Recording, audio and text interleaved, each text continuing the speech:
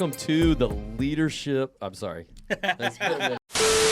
Welcome to the Brook Hill Podcast, Life, Legacy, and Leadership. Today we're doing something new. We are doing something new. This is Bro Talk. We've got on here me, Ty, Jason Ross, and the Stuart Berryhill. That's right. Oh, Wow. I like Carson. round of applause. Wow. The audience loves you, Stu. You're a natural. Man.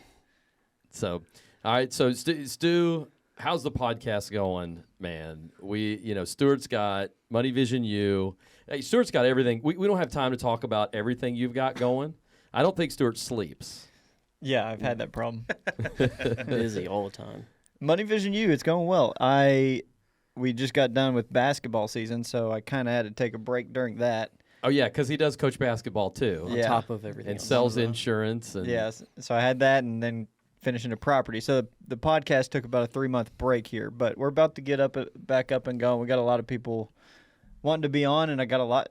It's funny, the older I get, younger people that I knew or even taught back when I was teaching high school, they're all doing entrepreneurial things or things like that, and so I'm excited to have them on because that's what I love having. Yeah, I love having cool. young people on that talk about different things they're doing or, alternative to college or whatever it is. We were at a life group on Sunday with my life group, and I do a entrepreneur life group, so it's all business owners. Oh, that's cool. And it's pretty cool. And so we all have the same struggles, same types of things, battles, adversities that we're going through. But I don't know how we just all got on the topic of college, and just talking That's about the cool. alternatives and whatnot. And so it's fun to have kind of different people thinking like you, thinking outside the norm, or wanting to find solutions for different things. But that's a rabbit trail, I guess. The Money Vision U is going well. Yeah. The social media is picking up a following, things like that. So hopefully it can keep branching out there and get some more speaking engagements and things like that, because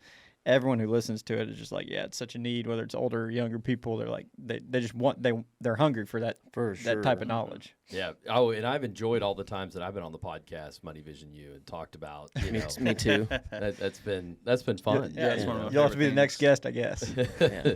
This is like 2 or 3 times we've had Stu on my podcast. Right. So, Need a Dude. return invite or what's going on there? What's your topic? What you want to talk about? man, I could talk about buying and selling. Buying and selling. I mean, you know what I'm saying? Uh-huh. I built 3 houses, bought 3 rental properties, sold them. And you did that pretty young, right? Yeah, What- 20s, 20s, yeah. Early 20s. early 20s. I think a summer camp also happens Yeah. to be a business that is doing well. I don't think it's that's the main focus of it, but Yeah. it gives us a job, so it must be doing all right. I mean, I manage 3 kids, so I mean that's that's a full-time job. business. That is a It's full-time business. job right there. The business, yeah. Yeah, it's an investment for my future. So is this the pitch right now? Are we pitching? Getting I on don't know if to it's pitching Stuart's or podcast? cornering, but it's pretty close to one of those. Yeah, Why we had you on today, Stuart, is to Weird. publicly say We're bitter. we're bitter. This is Money actually an Vision episode. U will put Brook Hill on the map. Yes, Right. That's what we're trying to do. That's what'll happen. That's our business strategy at Brook Hill. Yeah, we come to a business deal here, Yeah, I like it. an agreement. We promote each other's businesses. Yeah. I'll come speak, at what y'all's new building called? The EC. EC. I got something new every time. I'll come speak at the EC. Y'all come be on my podcast or Yeah. something like that. Yeah, I like it. We'll let you ride go-karts too. Oh yeah, better That's than good. what we That's had what we back got to in the show day. you. You We can got to see show 'em. you that. Oh, dude, it rocks. Yeah. No more fishtailing. No. No. Yeah, and the lanes are not, skinnier than the go-kart itself. We have Yeah. 20-foot wide lanes. Yeah. So 2 cars could pass. No more life jackets for the third graders. No, we have go-karts that No. fit them. Yeah. So, yeah. Those are the best. All right, this one kid's gonna take all the life jackets. So other third graders are gonna have to wait a little bit. Our go-karts just happen to be 50 years newer, so that helps a lot. That's true. That's true. So, Smithsonian called. That's where our go-karts are going. Just need a Hall of Fame or something at the EC. That's right. Yeah. Old Yeah. go-karts, tennis rackets, things like that. The archery bows. Yeah, the recurve bows. The for recurve sure. bows. Yeah, Yeah. Yep. I have to think of other vintage things. Little things you clipped your toe on at Big Lake. That was a Yeah. classic. The little dock ties. Yeah, Oh, yeah. absolutely. Pretty sure that was the majority of injuries Oh man. back. And in the that was day. a serious injury too. That wasn't no joke. no big No, gash. like, yeah.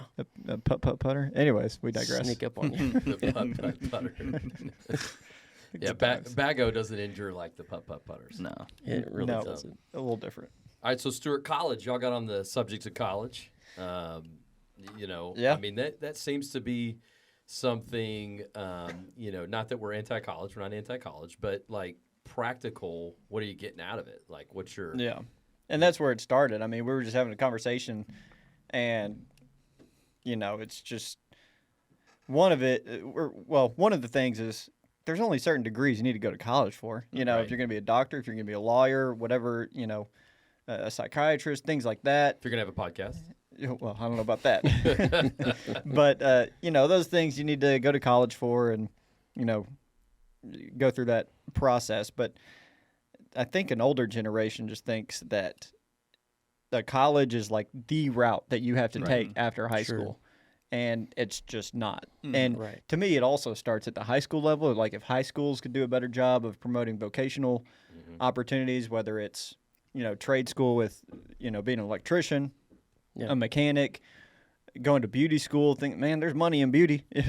My stepsister, she's in beauty school now, and Sure. she'll do eyelashes for like $200 an hour. I'm like, shoot, work in a salon for 3 years, Right. open a business. I will invest in that. Yeah, and for and then just sure. keep growing that. And so we got off on different tangents from that, but it's for me also like the numbers guy. I'm always thinking about what's the ROI, what's your return on investment from That's college. Are you going to pay, call it $50,000 or more for a degree that you're not necessarily going to use or you didn't actually need, Right. Right. And then, so that's one thing. And then a lot of people don't necessarily know what they want to do going into college in the first place anyway.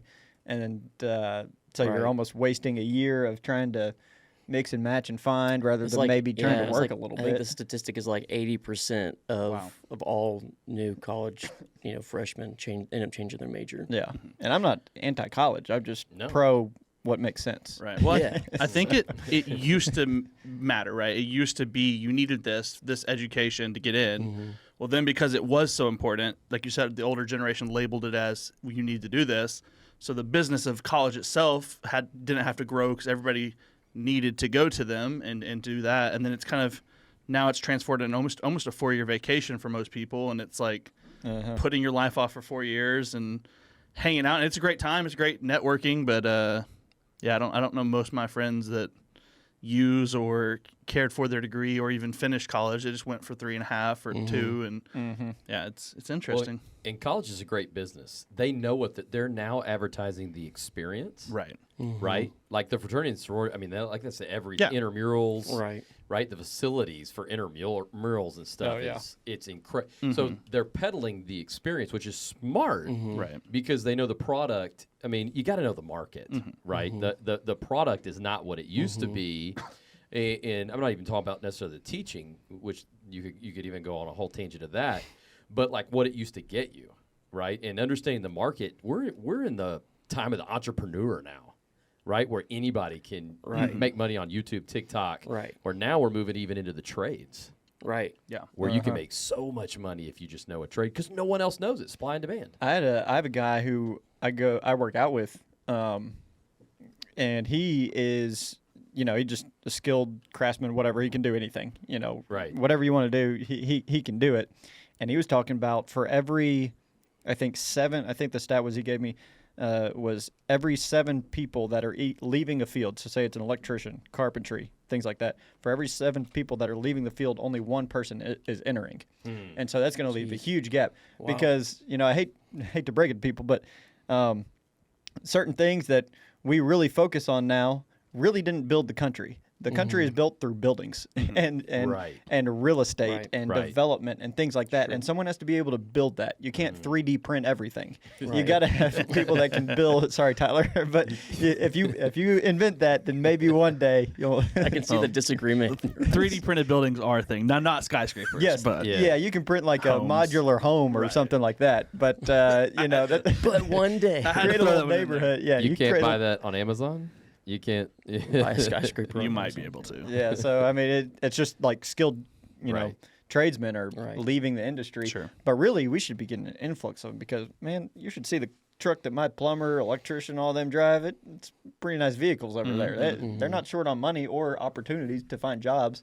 A lot of these entrepreneurs, they'll start businesses and they're trying to figure out how to find opportunities or find clients. And some of these, it's pretty easy to find if you're like a skilled, you know, power washing and lawn care service. It's going to be a little harder to get into than something like an electrician, Right. where you have to have that, you know, license or whatever they have to have, plumber, things like that. Then you can really find jobs. Especially if you don't know what you're doing. Like, if you don't know which direction you want to go, because I agree that some people definitely need to go to school. Like, if I'm getting operated on, yeah, for sure.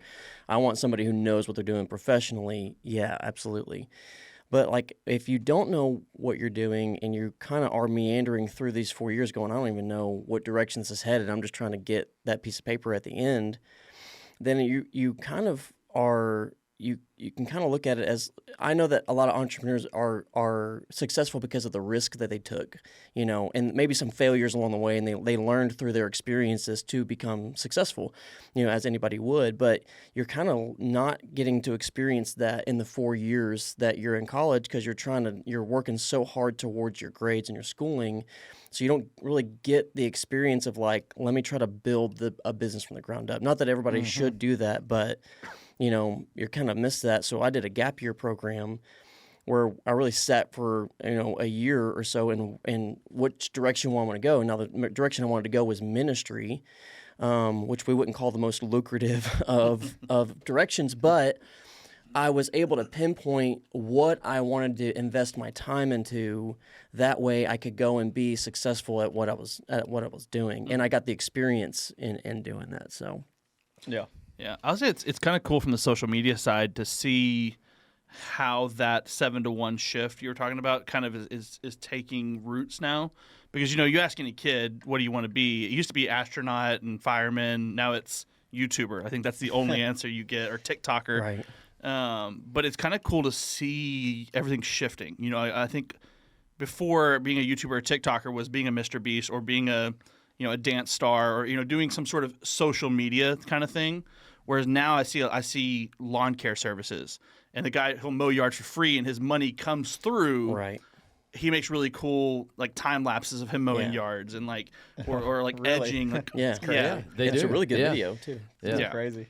Same thing with, like, candy. There's candy. You'll watch people doing just their job, or like making pizzas just on live streams, and like, it's cool to see from my social media side that now that market is self-correcting, right? There's not enough people doing the job because they want to do this other job, but now they're finding a way to stick those under that umbrella, which I thought kind of cool. Yeah, I mean, I went on YouTube. Our oven broke this last couple weeks ago, and so I went on YouTube, and I was like, I didn't want to pay an oven repair guy, and so I went on YouTube, and they said usually it's a fuse.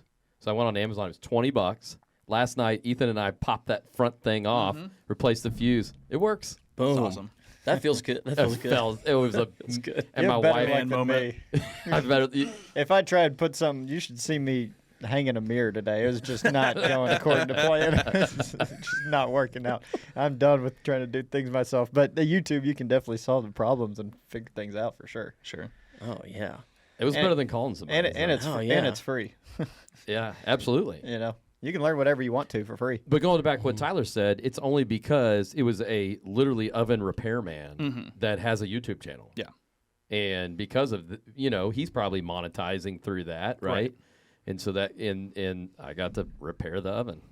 Well, So- like our cameras today, we have the brand new cameras and the new mic arm and a couple of things. Those weren't working about 2 hours ago. So How'd you figure it out? I YouTubed it, and there's a guy that's what he was doing. He was giving instructions on YouTube. So, you know, and that's like you said, there are jobs, there's degrees you need to go to college for, and then there's jobs that on the job, experience and or just talking to your community like through YouTube and stuff like that really can get you there. I think you said, David, something people need to think more about that they don't think. Everything's a business. Like a college is a business. Like all these different avenues are businesses. And businesses are run with money. And you can grow with money. Right. I was watching, college basketball. They were having the big, this will hit home with you, the court storming debate because your boy Flip, got injured because people storming the court. And it's like, how much should people be fining, or how much should they fine these schools? Some schools are less, some schools are more.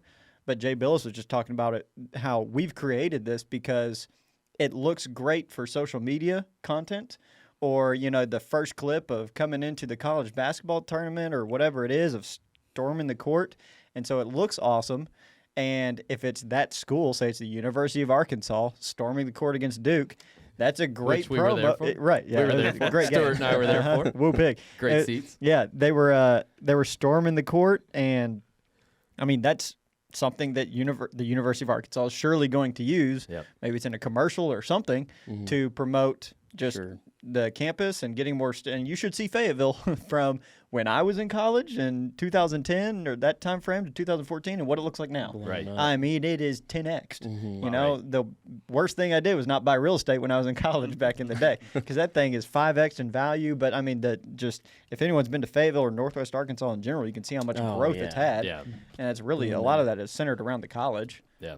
So, Which that was a great game that we went to. A good friend of ours got us tickets. That was really great buddy. man, great guy. That was great a great guy. guy that got us those tickets. So Yeah, owe him a big one. that's right. So you ought to have him on your podcast. Yeah. No one storms the court at Duke. I wonder why that is. Is it because they're always better than everybody? Maybe, I don't know. Maybe they just have such a small stadium that It really is. the court storm It is really like is. You know how 200 small? people. Yeah, that's right. That's what it is. They couldn't fill the court up. They could all be inside center court. Yeah, no. That money and power. Ask yourself those two questions, right? Everything is who's getting more powerful off of this and who's making money off this. That is what it comes down to. And we're always like, well, why is this that what? You can always two things. And when you figure that out, that's what it is with everything. College, it doesn't matter what you're talking about. Somebody's getting rich off of it, or they wouldn't be doing. No one does anything for free. No. Nothing is free. No. If it's advertised as free, it's coming in some other way for sure. Right. 100%. Yeah, And I think education in once again, I just don't think anything's on purpose. I don't think anything's by accident. I think everything is on purpose. Why don't we understand money, economics? Even when I say the word economics, I cringe in my own mind because I sound boring saying the word economics. And it's because so many people don't understand. It's really not that difficult. Stuart's got a podcast on money. It can't be that difficult, right? I'm a C student. I ain't an A student. That's exactly right. That's exactly right. And for real, when you go and listen to his podcast, he breaks it down to where everybody can understand it. And really, it's not because he has to break it down. It's not that complex. Right. You know what I mean? But if no one understands it, we don't understand why we're inflated right now, why we're paying $30 for Chipotle by myself the other day. Oh my God. Whoa. What'd you put by in that yourself? burrito? Double protein.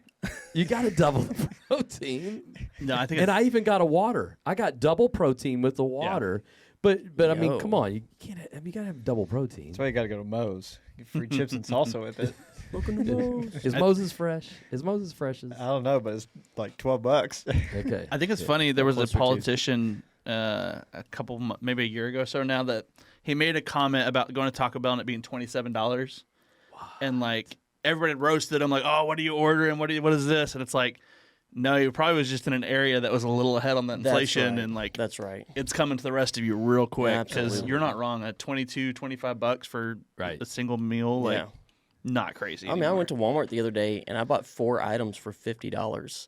And it was just like normal household, like paper towels, and just not anything out of like crazy. Right. But I saw this video the other day from the 90s, and it was somebody checking out, and I guess somebody had a video camera, but they were checking out the grocery store, and they had a full cart of stuff, and it was like $20. I was going, man, that is just not it. One item is $20 now. Mm-hmm. It's crazy. I've got an idea. Raise minimum wage. Oh, that'll solve That'll everything. boy. solve it. Then we'll have Oh boy. because they won't raise the rest of the prices. No, not It'll at be all. just the minimum wage paycheck. It won't. They won't then raise the rest of the prices and be back where we are. Yeah, that's when like the basic, financial literacy is a struggle right. to understand, where people don't like, okay, who's setting the prices? Like if you're going to cause businesses, they just want good margins. And if you're investing in a stock market, you're investing in a business. So you want them to have good margins too, as a matter of fact. But something like Chick-fil-A, I mean, if they got, say they're making $100,000 of cash flow each year, and then all of a sudden they're required to raise their minimum wage, I don't know what it is, but from $11 to $15, well, they're not going to just say, "Oh, we're going to be okay with $90,000 of cash flow instead of $100,000 of cash flow, or growing." Mm-hmm. They're going to find a way to raise the price of that sandwich, which they have, everyone has, and so it just doesn't make sense when people are like, "Oh, just raise the minimum wage." To what? What do you want it to finally stop at? Right. Oh, let's make it $40. Does $20 sound good? Sure. Does $30 sound good? Let's just keep climbing the ladder. I heard 20 or 25 the other day. That's what I heard. Dude. 20 or 25. And For it's- minimum wage? Right. Yo. The thing is, the market is what it is. Mm-hmm. And so you can call minimum wage $100 an hour. What do we want? I mean, how much cash, which I guess it would be cash. So do we want Chipotle to be $1,000 when I go by myself? I mean, Man. all we're doing is assigning different values to the Right. dollars. It's not, it's not really getting more or less money. Right. It's the same. Uh-huh. Like, I don't know why we don't understand. And It's when- still the same money. And people don't understand, like, if you get a wage increase or salary increase, maybe call it 5%, you're like, oh, that's great. But are you looking at how much everything else is inflated? Because Right. That's right. technically, if inflation is at 9% and you're only getting Right. a 5% salary increase, you're actually losing 4% that year. Right. And so That's you're right. actually not even keeping up with inflation. So it looks good, Right. but you're actually not making more money. Right. And so people struggle to see that just because they look at the number in their bank account Right. of what is being deposited in there versus how much spending power they actually have. Yeah. I'm going to show you how different my mind is here, okay? And maybe this helps for our audience if there's anyone that's not a financially like super literate person here. I play a lot of video games, card games. It's kind of my thing. And I've noticed that in video games as well. People like the games where they do big numbers, right? I can true. hit the It's true. boss for 4,300 million damage, but the boss has 1 billion health, right? Right. And so your damage hitting the boss for that chunk of health, you still have to hit him the same long time. Whereas in the original Pokemon game, my attack does 10 damage and the boss has 100 health. It's the same. Yep. The TV went off. Sorry. It's the same, percentage kind of shift, It's right? Jason, sorry. Yeah, careful with that right shoulder, Dave. What's But it's the same. If you can do 10 and this cost 100, it's the same thing. It's just people like that pretty big number. It makes them feel better when their number gets bigger. It reminds me of Chuck E. Cheese. Yeah. You remember in Chuck E. Cheese and you hit the big tickets? You get like Yeah. I mean, 10,000 tickets, and I go Yeah. up there and I can buy Right. a ring pop. Yeah. Right. and then you have nightmares from the band that's on the stage too. Minimum ticket wage. That's what I mostly remember about Chuck E. Cheese. But Yeah. Sorry, I didn't mean to bring up your childhood, Yeah, Jay. I But lots of things happen. But for real, you get these 10,000 tickets. You're thinking, Right. I'm about to go and get that stuffed animal up Right. there, or the Xbox that they have up there, and the Xbox is like 8 billion Yeah. tickets. You get an eraser for $1 Yeah. million, and it would cost me $1,000 to go buy that million Xbox. tokens. It's like it's just. I mean, that's what you're talking about. Changing the numbers doesn't matter. It's the ratios. It's the what is the value of this thing versus the value of this thing. Yeah. What is the value of my work versus the value of a cheeseburger? But I feel better though, Tyler. you do feel better, That- and it helps in the short term sometimes. If the business takes them, if they pass the law and for a week you're making There more you- money you're right. before You're they right. catch up on their prices, You're right. sure, it affects it for a week or two. Right. But you know. The best thing, and I know this is going to sound really bad. We can edit this out. No, I'm just kidding. It's not going to sound that bad. We'll fix it in post. The best thing, though, is when you individually do better than everybody else. So, like, when you get that raise Right. and no one else got the raise, right. well, then Chipotle is not going up 10% on their Right. prices. Sure. You know, and so that comes from skills gained, right? That comes from Right. Well, that's what doing a different job. Sorry. I love that.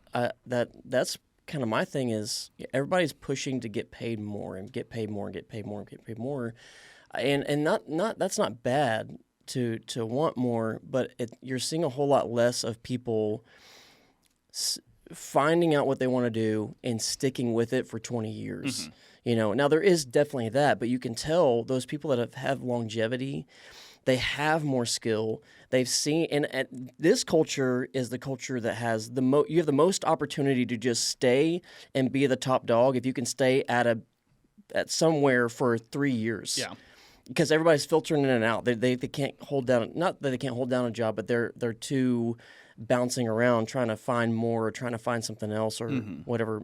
Some of it's fulfillment, but it's just whatever. But if you can just stay, if you Right. can just stay at one place for 5 years, you will have the skill. Right. You'll love it. Your bosses will love you. You can grow in leadership. You can step up. I mean, there's so much more benefit to longevity, and I think that part's missing. Instead of I want to be a recruiter, then I want to sell insurance, then I want to coach basketball. Right, You're right. Instead bouncing of around. I'm going to go work at McDonald's, but I Yeah. want to get paid more money right now.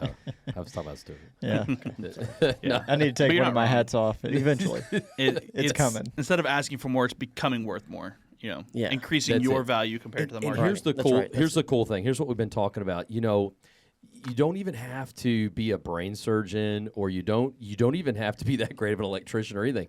What you really need today is soft skills. That's what we're seeing. Yeah. And when you say soft skills, okay, what in the world are we talking about? Leadership.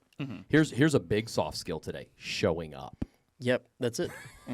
Having a good attitude, working That's with right. other people, and working hard. Wow, you all of a sudden are the top Really. in whatever organization. Really. Have a little bit of leadership. You're the CEO now. Yep. Yeah. That's all you need. You can find a way to stand out. It's not hard. It's not difficult, and that's what. And kind of, I don't know how we got on our money tangent. I guess because Stuart walks in the room, Right. and all of a That's sudden right. we're That's talking what it was. about Money Vision Money U. Vision But I stuff. love it. That was really good content right there. That right there could be a Money Vision U podcast, right? That It right really there. could be. Let's just clip it and y'all send it to me. We'll find something else to talk about I'll or send you the talk file. on the second half of this podcast. Okay. I'll take that, put it on the podcast. It was a collab right there. But we do this thing called Bro Talk. Stu was on it the other day, which when we had Stu on, we did talk about money. But we do a Bro Talk, and this is some of the things that we're trying to get into with our guys is these skills like clean your room. Like make a dollar. Yeah, Take ownership. Take ownership of your stuff. Yeah. Get your own email and sign up for your own stuff. Come on. Wash your own clothes, That's good. right? I mean, it's stuff that we're talking to them about, and that's kind of what this podcast is about. In quotes, is just kind of bro talk, right? And I really one of the things we saw, Stu, when you're a recruiter is, and this is great. I'm not knocking it, but girls are killing it. I mean, they are rock stars. Oh, yeah. I'm sure you guys have at Berryhill and Sons Insurance. You've got Berryhill and and Son. Sorry, Dave. Dave's not on there. Nope. But y'all have rock star girls on. They're rock stars. We have rock star ladies here at Brookhill, our counselors, whatever.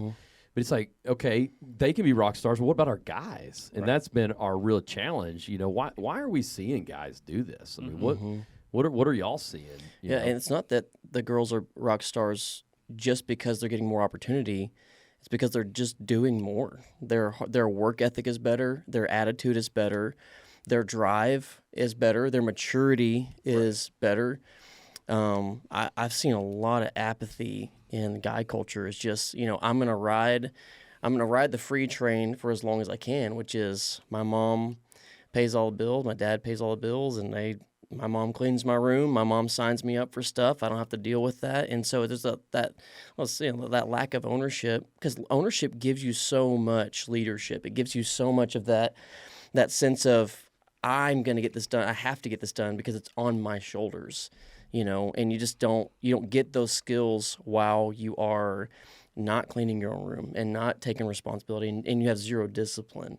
And so, that, I feel like that culture kind of swept in, and girls are like, great, I'll step up and do it. And that's why we have some of our rock star girls too. Why do you think that is? Like, why do we think that is for our guys? It's not the way that it used to be.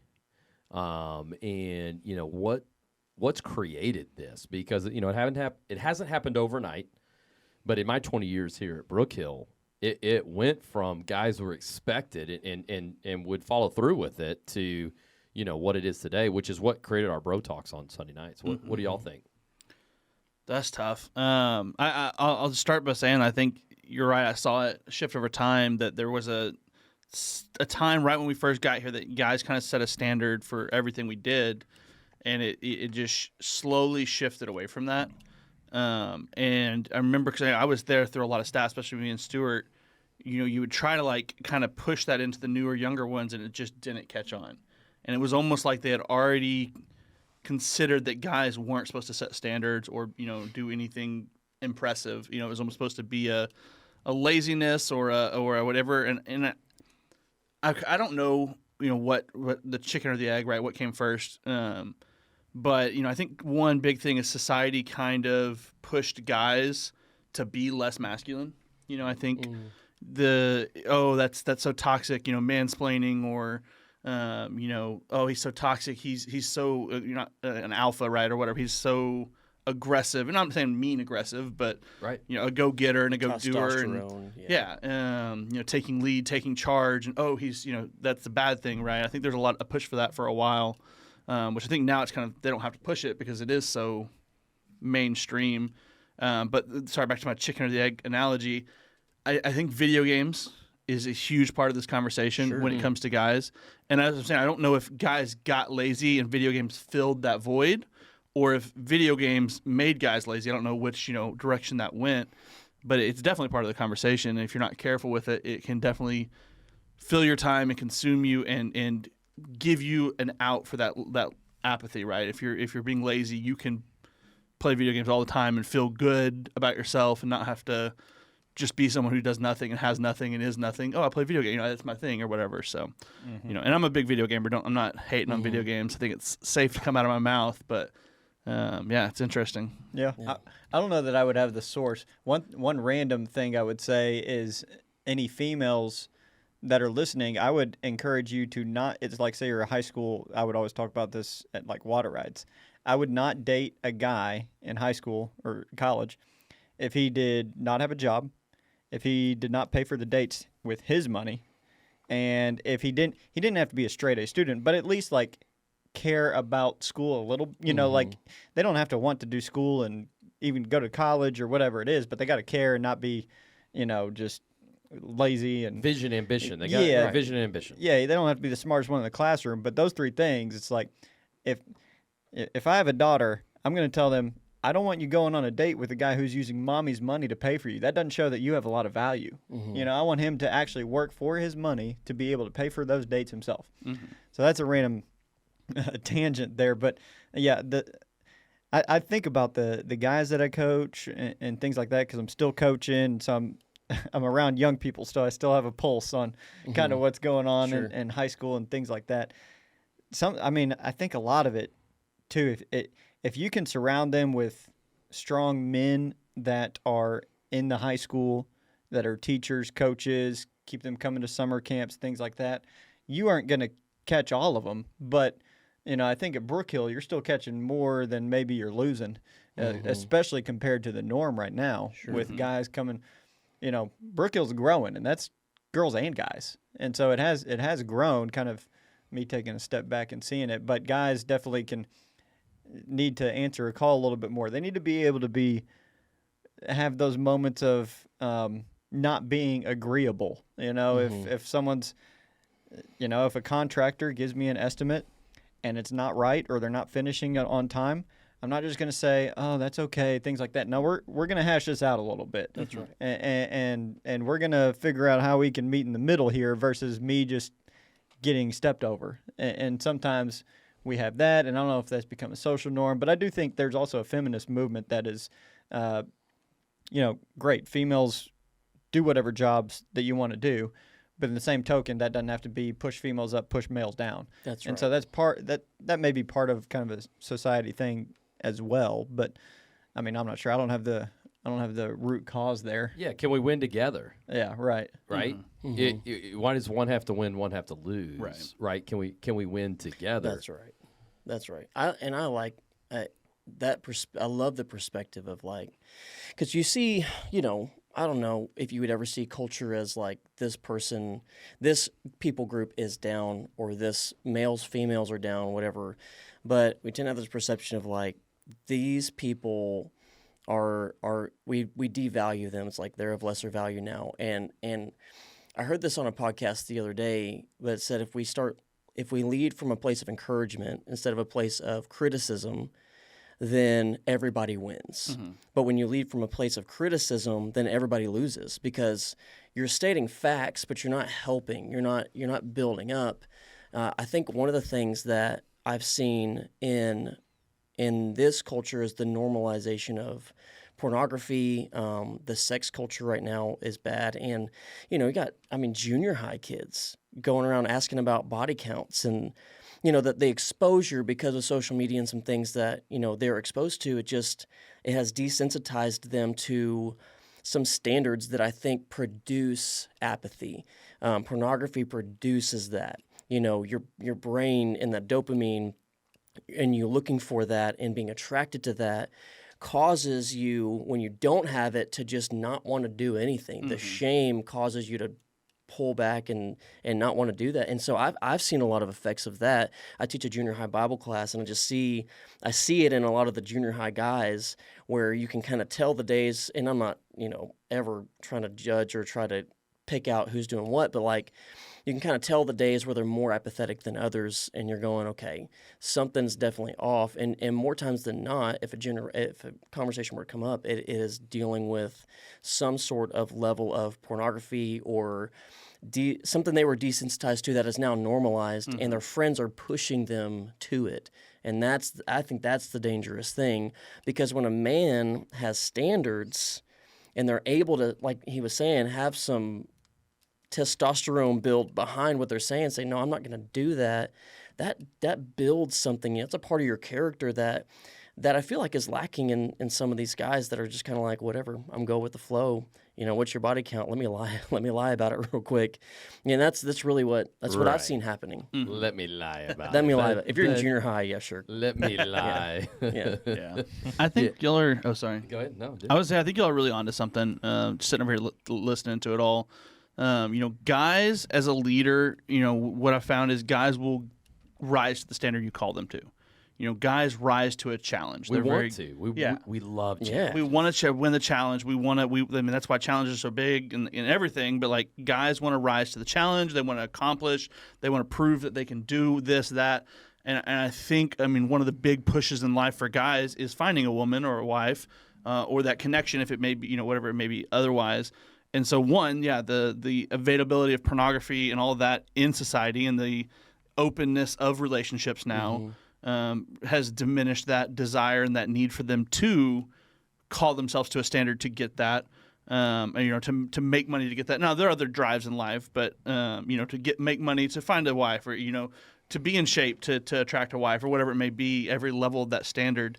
And then also just with Stuarts in general, that I think girls and society, not girls, a specific girl, this or that, but just in culture, we have popularized in the last 20 years the bad guy and the lazy guy that's hot and the this and that, and it has shifted what we think. It's probably not exactly. Girls want a strong man and a suitable partner that can push them. Girls want that, but the culture has told guys girls want this other thing, right. And so guys have risen to that call and have become the lazy, cool, chill, do whatever. I think that's a big part of guys.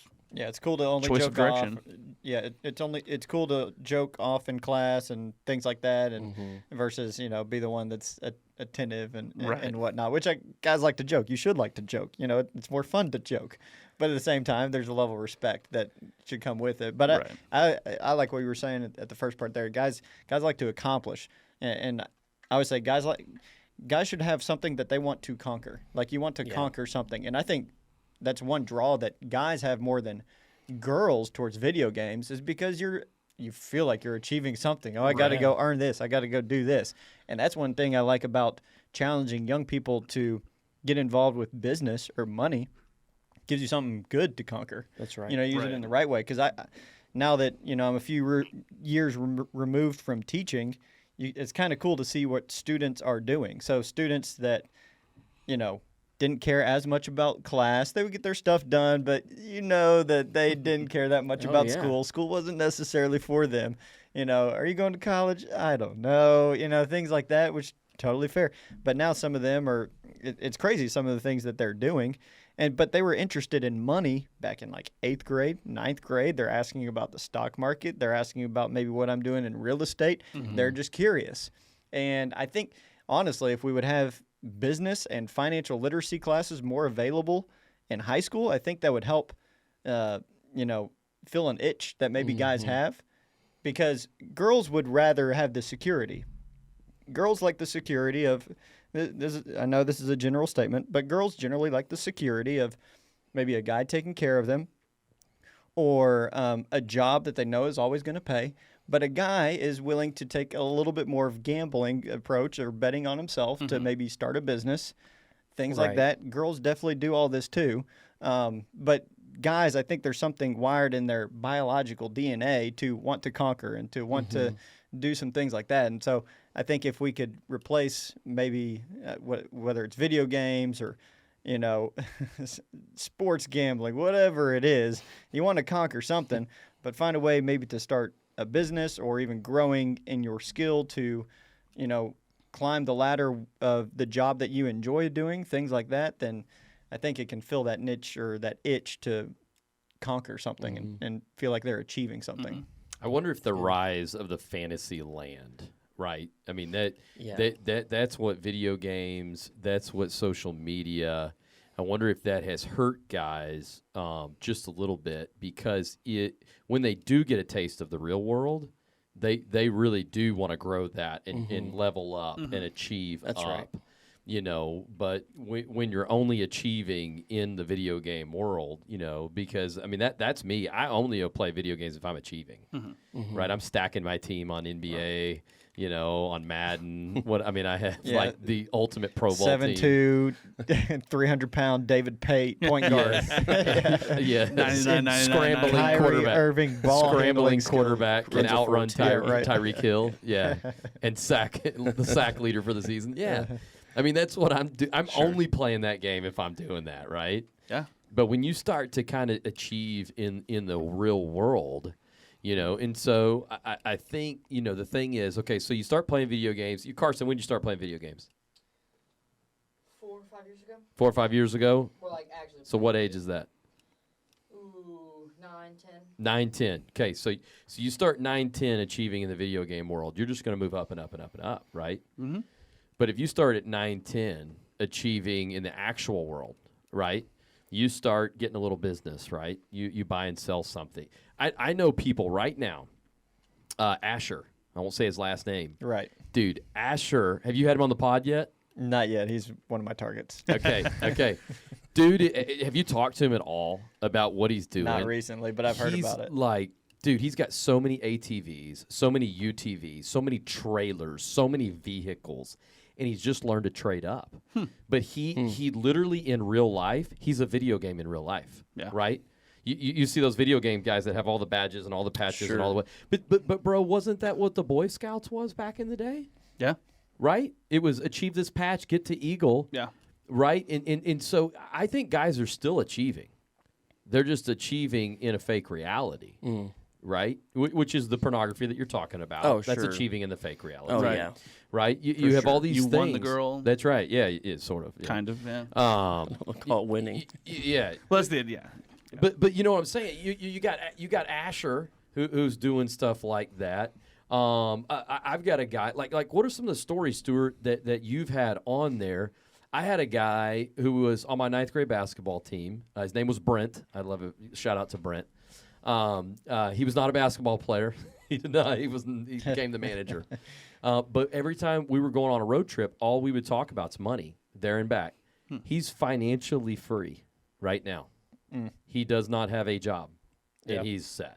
Yeah. Wow. You know, like you've had people on the podcast like that, right? Oh yeah, the older people who I had a 25-year-old on who was financially free. He was an engineer. His long story short is he went to college, engineer, did that thing, and a year into it, he was like, man, he saw people that are 60 years old around him and working late. He knows they got families, kids at the home, things like that. He's like, man, this is not what I want to do the next 40 years and whatnot. And so he started, as an engineer, you make pretty good money. And so that's where it does help to have a good salary, because then you can invest into whatever you're wanting to invest in, whether it's your own business or the stock market and things like that, and real estate, whatever it is. And so he started to just try different businesses. He chased kind of every golden object for a little bit, and finally found one that stuck. And by the time he's 25, he's financially free, making $10,000 passively per month. And now he's just trying to grow that. But my favorite story is one of my favorite podcast episodes. Really is a guy who came on the podcast, 17 years old, and he just talks about how he did not care about school. He's like, college ain't gonna be for me. ACT, I would go in and when I'm doing the ACT and just bubble B at every single answer, and then just put my head on the desk the rest of the time. He did not care. And then his dad had him meet someone at his job who had just retired because he was financially free. He's like 30 years old, financially free from real estate, and it gave him the spark of, whoa, that's possible. And so he started learning. But what was cool to me about his story is his 180 of, he would talk about how he just spent every dollar he had. He didn't, whatever he was doing, he would just spend it on food or, games and things like that. But all of a sudden, he saw this vision of what he wanted to do. He wanted to now buy a duplex, buy a real estate. And so he talks about how in like 1 year, he worked, he didn't play sports, but he would work 40 hours a week. And he said his budget for himself was gas and maybe one energy drink per week. And that's it. And he saved like $8-something thousand in a year and a half. And he said, I wasn't on Instagram every night. I was on Zillow. I was checking housing prices and what was coming available and whatnot. And so, a year and a half later, he finds a duplex he likes. He closed, he's 17 years old, so his parents had to co-sign on it. But he had given them this report of why it was a good deal, and like they were investors, and how it's going to cash flow and things like that. And so he did that and compounded that, and that turned into 8 units. And then he's not going to college. He's just managing his own properties and trying to build his portfolio. But I thought his story was so cool. Of he was going one way, caught a vision for something else. He's probably going the normal way that a teen boy is going, just kind of lost, going day to day, but then kind of saw something, got a vision for it. And now it's not on social media. I'm on Zillow or I'm on TikTok, but my feed isn't these basketball videos or video game videos. It's how to buy real estate. Right. And that's what his feed was. And he was immersing himself with that and then saving every dollar he had. You could tell, pretty much what your heart's wanting to do based off where your money's going. And so when he was saving every dollar for real estate, he's locked in, and, it paid dividends for him. And so that's one of my favorite stories of just a young guy. I love the story. Sitting in class at ACT, not caring a lick, and then all of a sudden just becoming kind of entrepreneurial minded and able to tackle real estate at the age of 17. Like who even does that? He's the only kid I know that has done that. And so I thought that was a really cool story. But how's that not the same thing as what you're talking about, Tyler? That's achieving.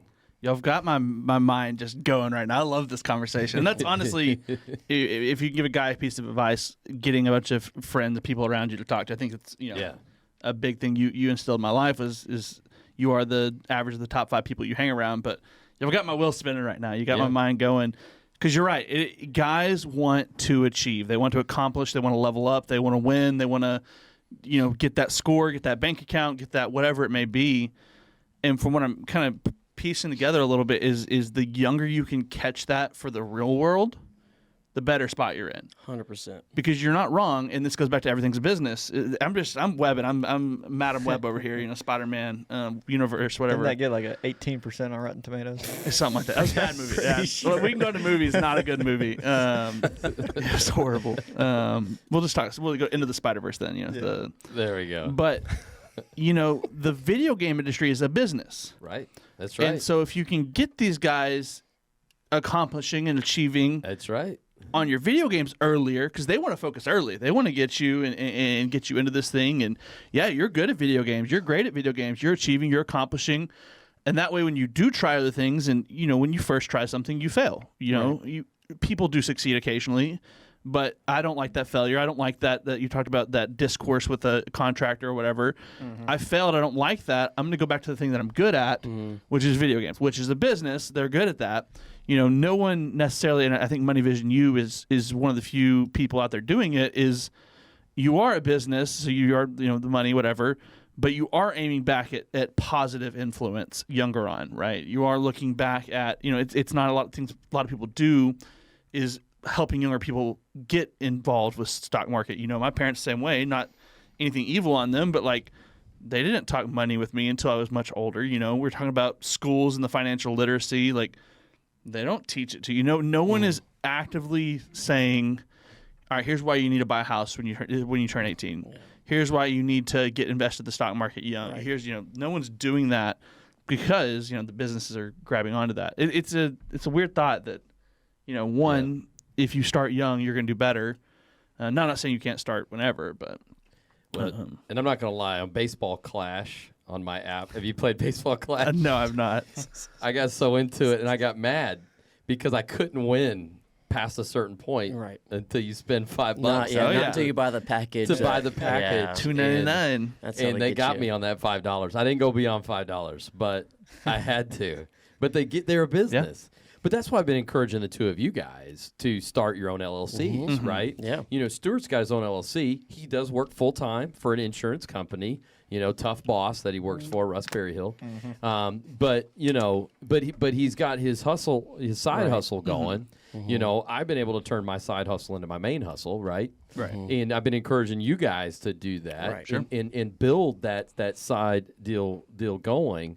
I read this the other day. Bedros, Bedros Kulium, whatever his name is. Don't know Bedros. Okay, you need to read his book. It's really good. I'll look it up and what it is. He said, action is your path to passion, not the other way around. Action.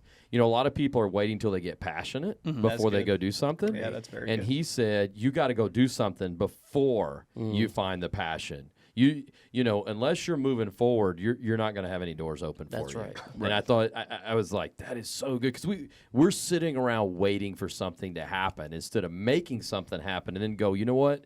I like this, or that I met this person because of that, or that opened this door because of that, right? And so, I think that's where guys just got to go try something. Yeah. That's right. Almost in the same vein, a lot of people, I just want to lead or I want to be at the top. You can't lead unless you build something. Right. Building something is what starts first. And I think leadership is fun. Building, you're on a journey, and this is kind of, I guess, transitioning into leadership or something. But like when you start to build something, then you start having a team.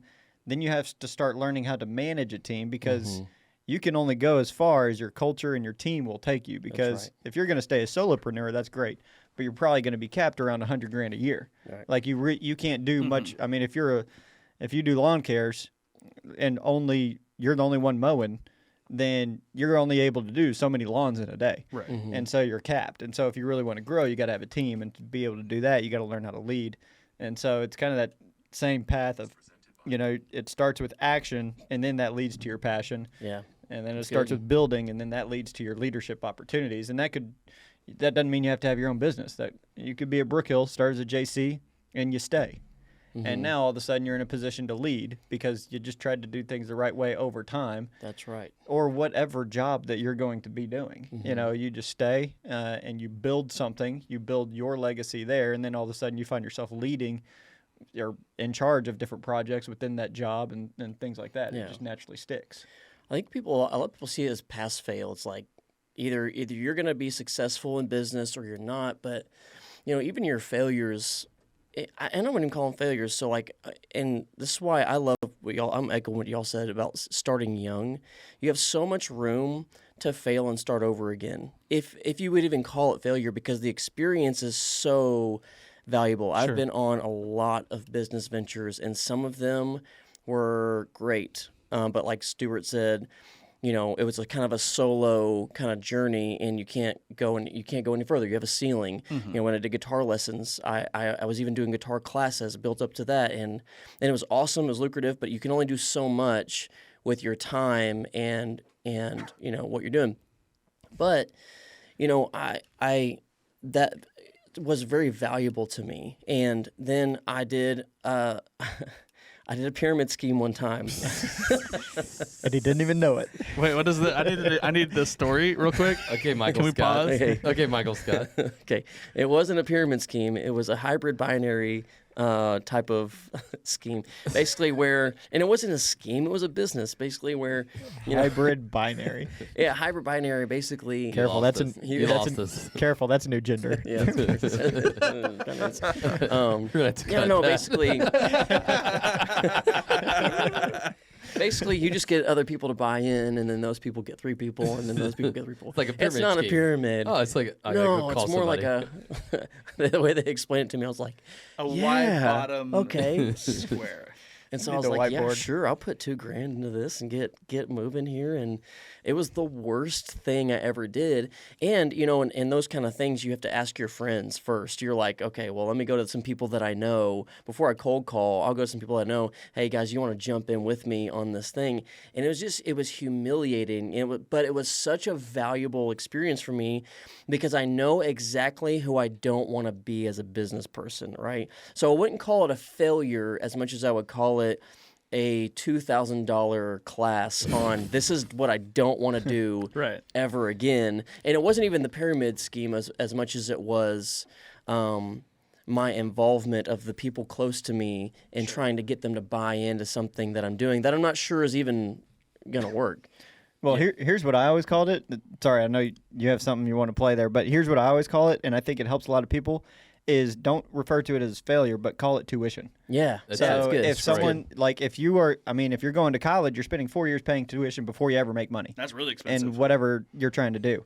All right? The alternative could be you graduate high school and you try a lawn care business and your tuition is not making money for a little bit. You're doing it wrong. Or you did, maybe lawn care and a rock went through someone's window and you now learn what not to do. That was a lesson you learned. That's called tuition.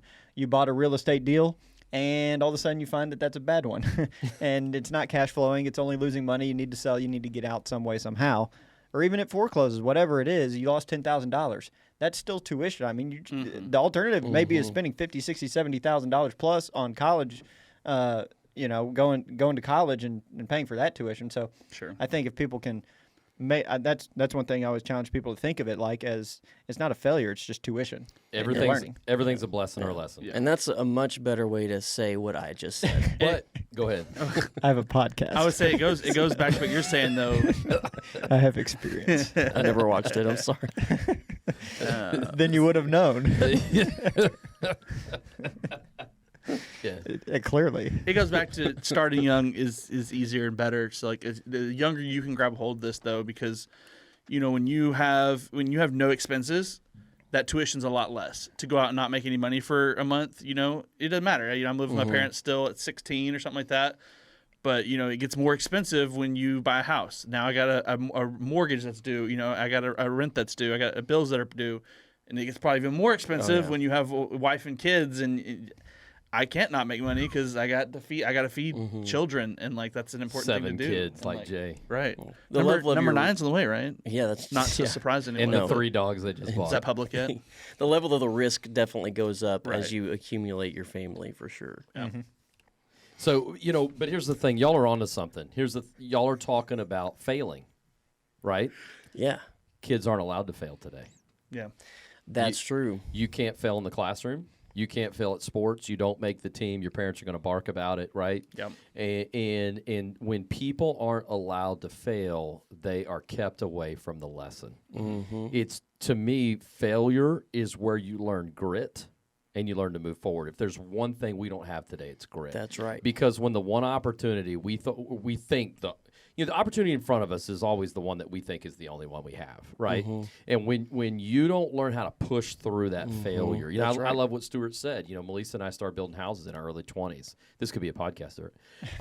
And so the first one we built, we made $30,000. Boom. The second one we built, we didn't even get it in the dry. We made $12,000. Someone bought it from us before they finished Wow. it. So we were like, this is it. Right? We're like, this is awesome. We're 26 years old, right? It's 2006, right? So 2007, we start another house. And this third house, we're like, you know what? We're not going to cut costs as much. We're really going to put some money into this granite countertops, right?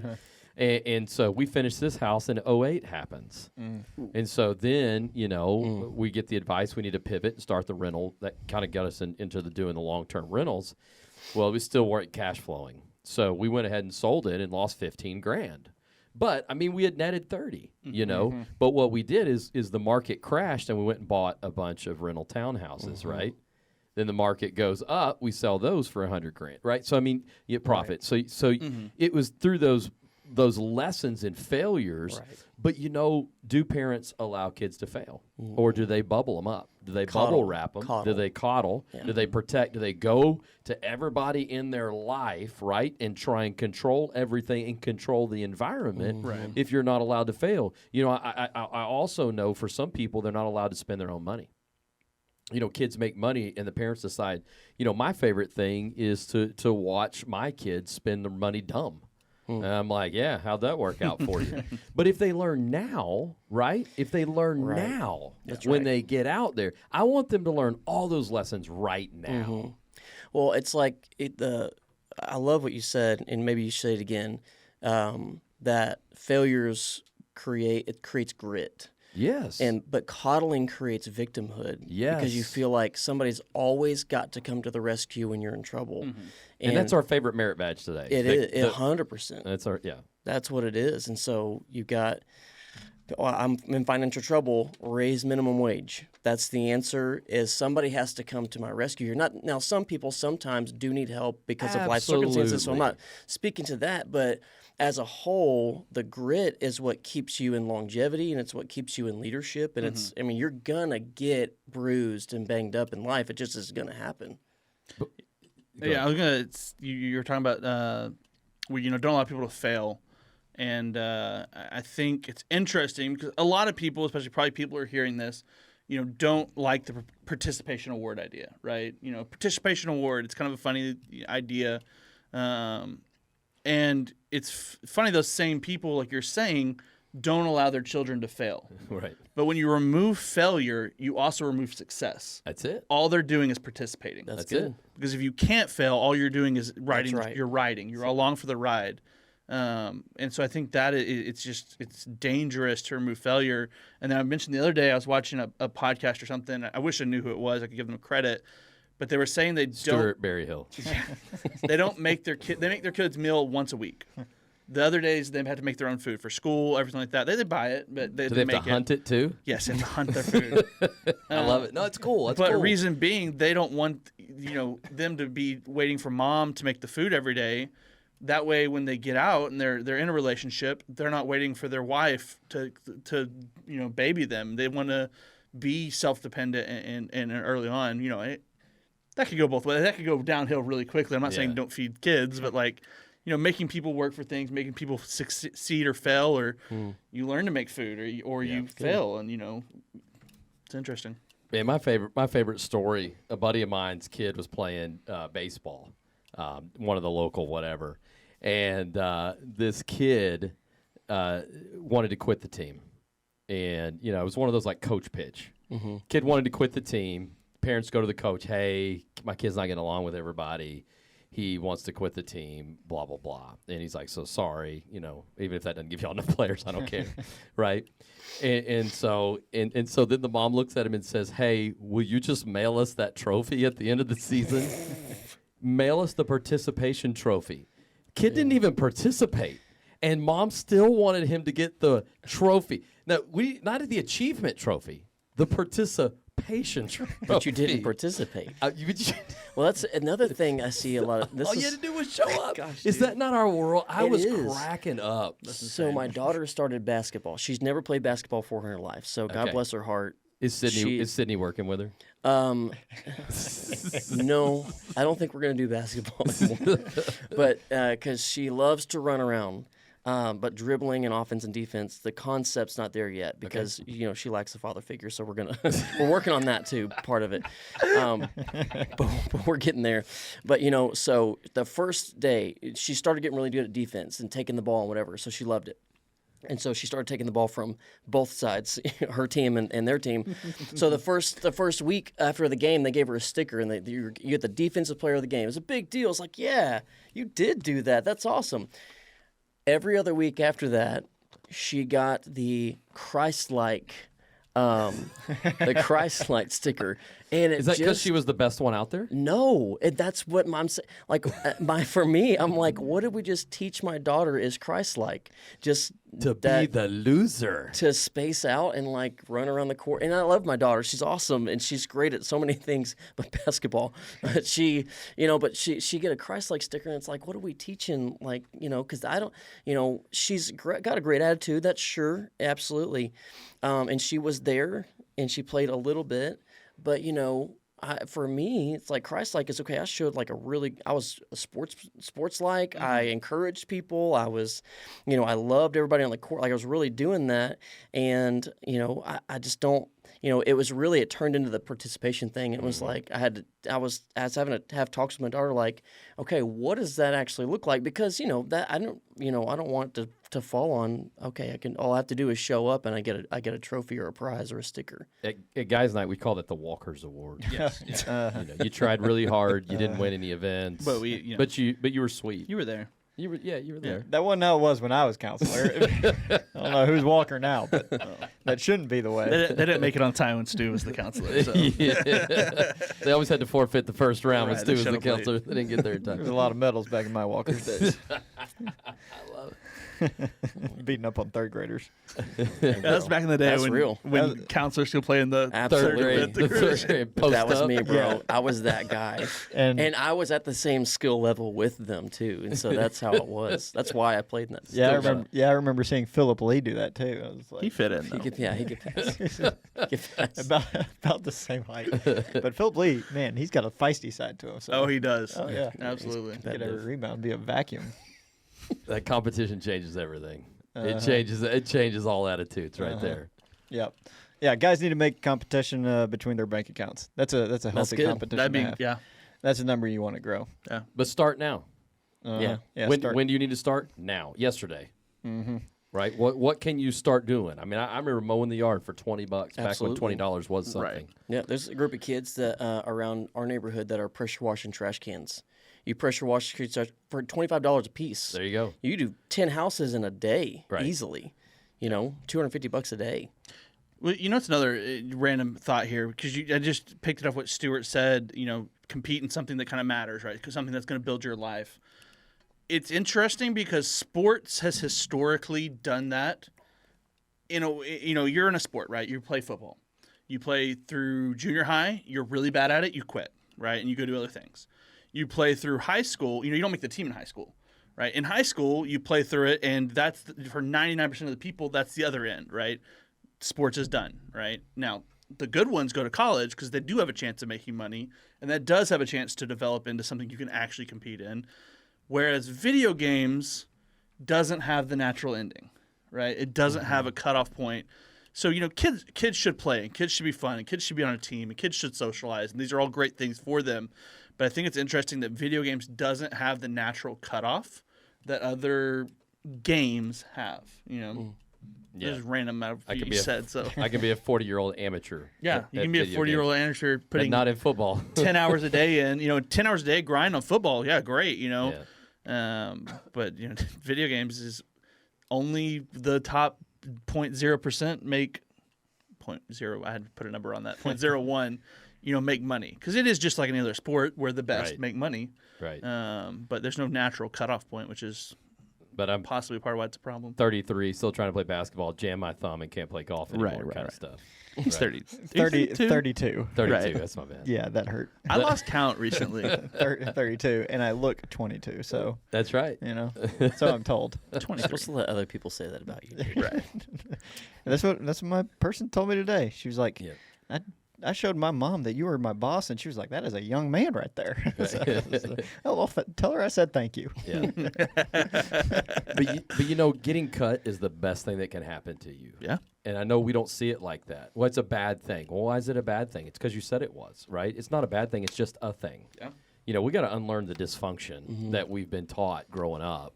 Is that something is bad, right? Obviously, I'm not talking about moral things. Can we get? Can we get? Can I tell you some bad things? Yeah, no, no, but I'm just talking about like failures aren't bad, Right. Right? It's an opportunity to look in the mirror instead of blaming everyone else. Because can you change everyone else? No. Can you change what other people said to you? No, you can't. But what you can do is look in the mirror and say, you know what, their loss, right? Maybe it wasn't your fault, right? Their loss. Okay, what's the next open door, right? But it's only through movement that you're going to figure those out. But you're not. When you lose the level in the video game, you just play that level again. Did you? Right. I mean, and you can learn from that. I'm not saying you can't learn from that, right? When Tyler tears me up at Smash Bros, I can learn to jump in the air and avoid him, right? Well, I can learn from that. But do you learn from that as much as losing that $100? Do you learn from that as much as getting cut and all your friends getting to go do that thing that you didn't get to go do? And with like things getting cut and whatnot, competition makes everything better. It makes Yes. businesses better. It makes the Yes. world better. It makes leadership better. Yep. Because if you want to be a good leader, or if you want to have employees, you probably got to find a way to be a good boss. Right. If whatever it is. And so I think of basketball. When it's even the school I coach at now is still pretty small, but it's a little bit bigger than what CMA was. But I know my last couple of years at CMA, our team was so small. We only had so many guys that were playing basketball, and so there's no cuts, And so what that can do, and we always had this conversation, is what that can produce is entitlement, because you don't have to work hard over the summer Can't cut. to Right. earn playing time. You just may be a junior and senior, and you are the only person with any sort of size that won't get destroyed if you're put in the game. Right. And so naturally, that just creates entitlement. And so I would talk about that this year with the basketball team that I coach, and a lot of the guys would be like, "Yeah, that's so true," because maybe they came from Sylvan Hills or wherever it was, and they had no chance at the basketball team over there, and so they understood what they had to do to be able to earn a spot on a roster and things like that. But competition, I mean, if you don't have cuts, if you don't have guys fighting to make a basketball team, you're probably capped on what you can do. But when you are all of a sudden have that, and guys got to earn a spot, and you have competition, and it removes the entitlement, it makes the program better. That's right. Just as it would make a business better or whatever it is. Competition is a healthy thing, or it can be a healthy thing. That's so good, man. This is Bro Talk. It's fun. Bro Talk with That's fun. This is why you have a podcast. It's just so you can sit around with your friends and talk and hang out. We got to do this again. Yeah. And so, man, I appreciate Stuart leaving the podcast, the insurance company, the basketball team, the rental properties, and all the other things that he is involved in to come and hang out with us. And so, Carson, that was your cue for the clap. Thank you. That's right. That's right. That's right. And then we'll edit some of the things out that Stuart said, Right. and then Just we'll make sure. Then we'll publish this thing.